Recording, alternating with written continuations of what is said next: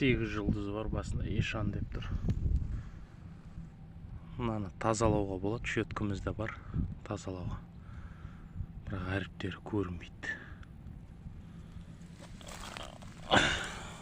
Астын қазатын күрек те бар, қазып қарап жібереді таңбасын.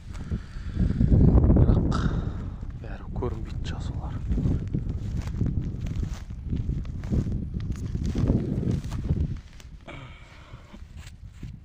Біреу, екеу, үшеу, төртеу, бесеу, алтау, жетеу, бір, екі, үш, жеті.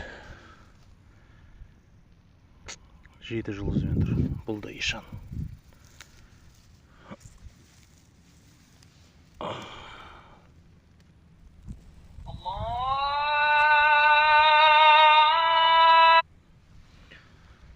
Бұл да Ишан. Мына жерде қарап тұрық. Тамамен табындардың қорымы екен.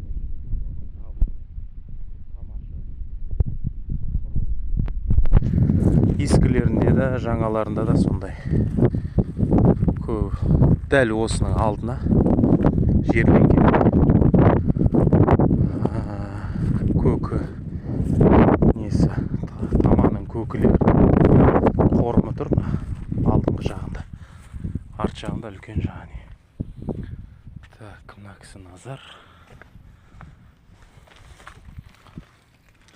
Тас. Көкілер бетін жағына жертіреді. Міне.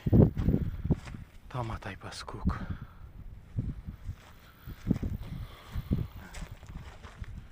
Мынау да көк. Мынау жеке. Міне тама көк. Міне көк. Арасында жаңағыдай ескі құлпытастар тұр. Жаңа бір екеуінен ненің таманың ба, табынның ба, несін таңбасын көрген, ұмытып қалып тұр. Осы жерлерден көрдім. Әне бір құлпытас тұр, жазуы бәрі көрініп тұр. Сол құлпытастан көрдім ау деймін. Сол негізі бұл жерде қаракесектердің ескі моласы деп ақпарат келіп еді, сол ақпарат бойынша келіп еді. Ассалаумағалейкум. Онымен олай болмайды.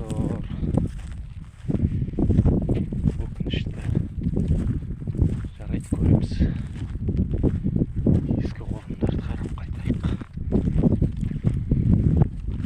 Бір жан екі күн жоқ. Бір жан ары қарай кетеді. Қаяғына кетіп екен.